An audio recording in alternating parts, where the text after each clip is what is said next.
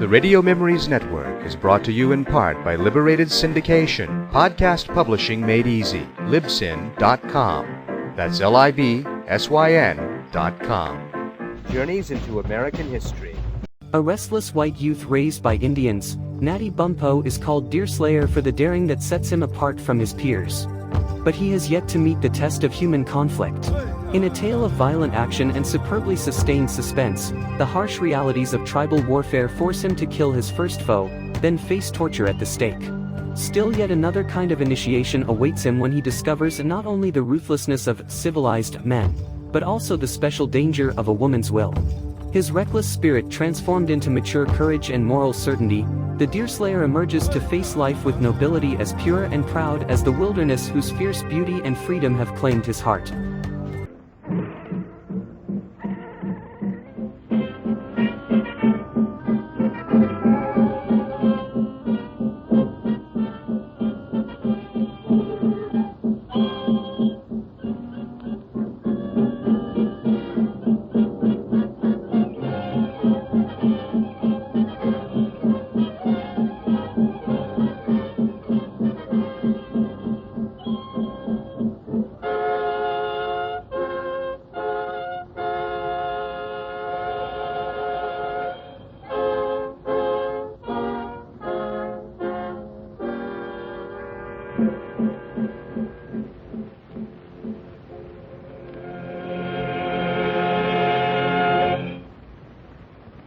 Harry and Deerslayer have reached Muskrat Castle, the fort-like house which Tom Hutter has erected in the lake.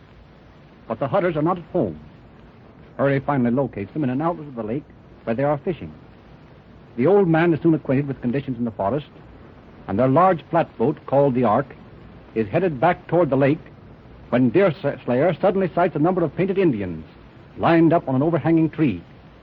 Harry at the sweeps hears Hutter call, "Pull for your life, Harry, pull!" The Ark sweeps forward as the woods are filled with savage yells, and rifle bullets patter against the logs of the Ark. But the latter is soon in the lake and past immediate danger. The present act opens at Muskrat Castle several hours later. Well, Hurry, your enormous strength was never put to better use than tonight. If you hadn't got the Ark into such quick motion, there'd have been a nice little party on board. But we're safe now for the present behind these stout logs.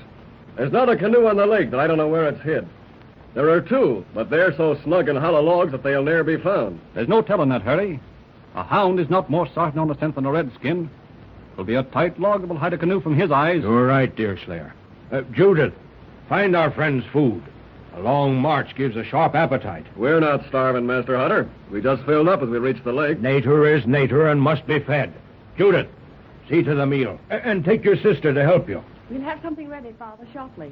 Though I wish I might stay a moment and help you plan your campaign against our enemies. Indian warfare is not a woman's concern, Judith. Now, you leave that to us. Yes, but a woman's wit is often the strong man's best aid. That may be, lass, but we don't need you now. Come, Hetty. I wanted the girls away, friends, because I wanted to hold talk with you both. This matter looks serious. Your ideas will greatly relieve my mind. It's my notion, old Tom, that you and your huts and traps are in desperate jeopardy. Yes, and I have children. Good girls, too, I say, if I am their father. And one of them hasn't a recall on the frontier for good looks. May I depend on you, Deerslayer, to stand by me and my daughters? That you may, Floating Tom. And I think you can count on Harry, too. I say you won't be able to count on Harry. Harry is his nature as well as his name, and he'll fly away as soon as he thinks his fine figure is in danger. But we can rely on Deerslayer. Your honest face and heart tell me you will perform your promises. Leave us, Judith, leave us. And don't return until you bring venison and fish. The foolish girl's been spoiled by the flattery of the officers. Don't think any harm of her silly words, Hurry. I scarce know Judith any longer. I'll soon take to admiring her sister. Then you're coming to your right senses, Hurry. Hetty'd make a much safer companion than Judy. No man need want a safer wife than Hetty, though I'll not answer for her being the most rational. But Deerslayer's right, Tom. I'll not desert you. But let's get to a business of another sort. You know that high prices are offered for scalps on both sides? Yes, I know that. It isn't right, perhaps, to take gold for human blood.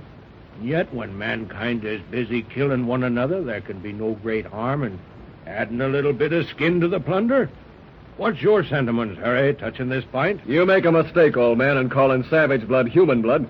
I think no more of a redskin scalp than I do of a pair of wolf's ears. That's manly. I knew you'd be on my side. Deerslayer, I suppose you're of Hurry's way of thinking? I've no such feeling. My gifts are not Scalpa's gifts. I'll stand by you in the ark, the castle, or canoe.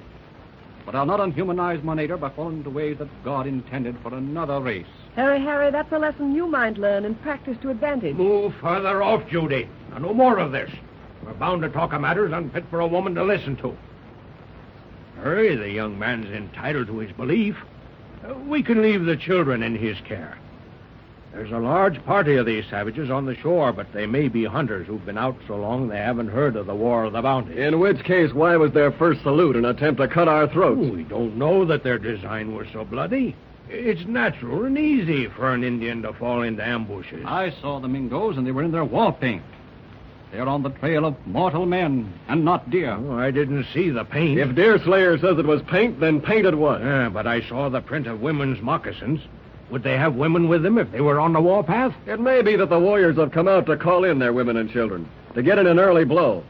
Anyway, if there is women and children, the colony pays for all scalps alike. More shame that it should be so. Hearken to reason, lad.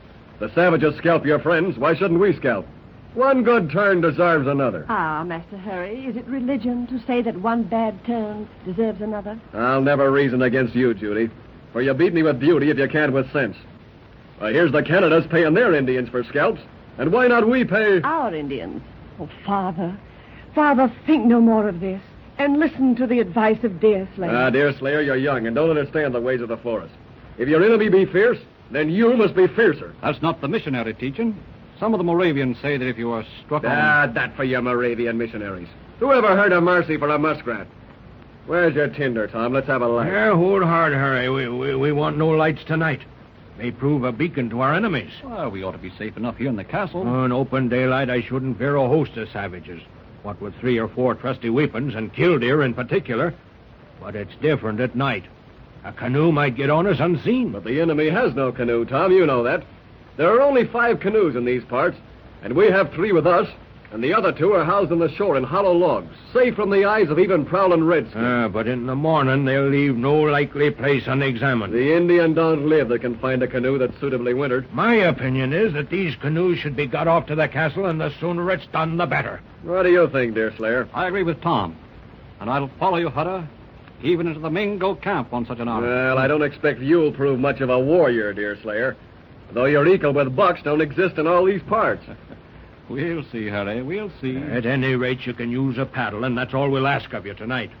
I think we'd better take to a canoe and do instead of talking. The decision is the right one. We must get those 2 canoes. I'll follow old Tom.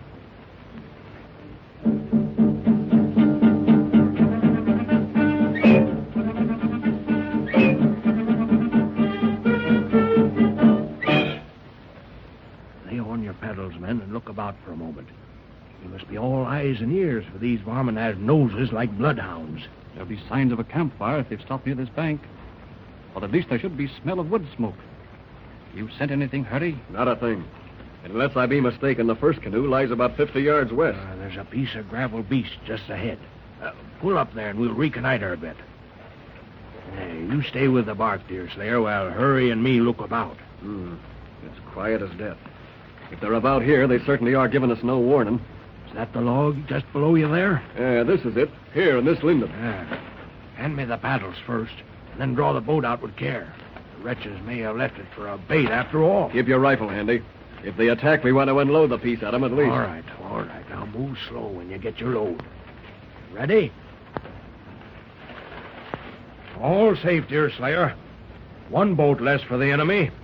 We'll just tow this out about 100 yards, and the breeze will send it toward the castle. Where's the other one hidden? It's down where Hurry tried to shoot his deer this afternoon. We'll have to be more careful now, for we're certainly entering enemy country. This one will be harder to get off, because it's farther up the bank and it's in a tangle of dead wood. We'll have to swing it up on the branches of low elm and drop the canoe to you from above, Deerslayer.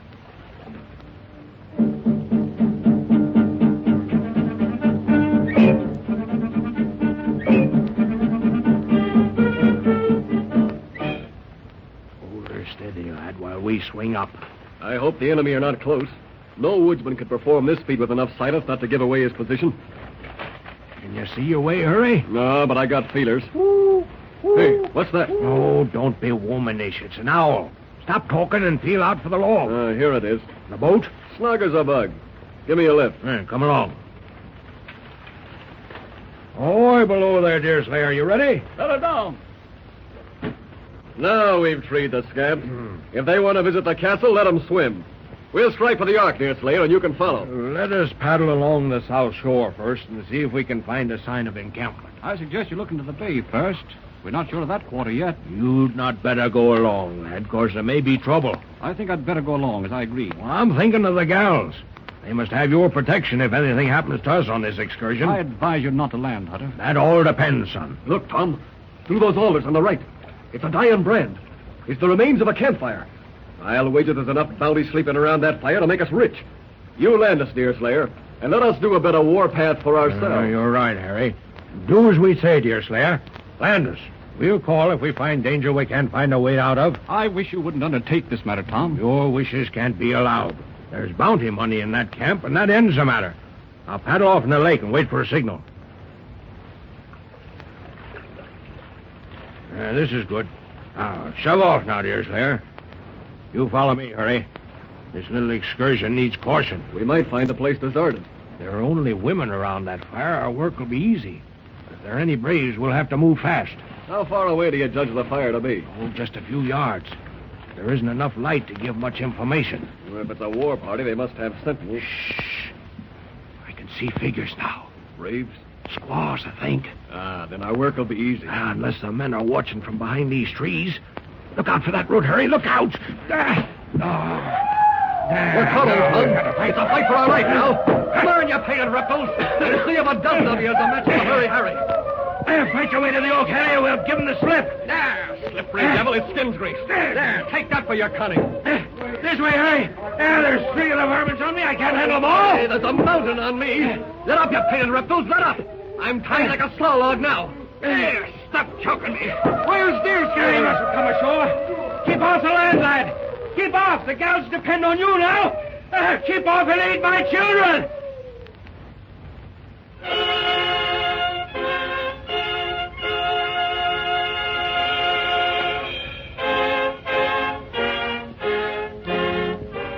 You've just heard another episode of The Deerslayer, dramatized and directed by Charles Frederick Lindsley.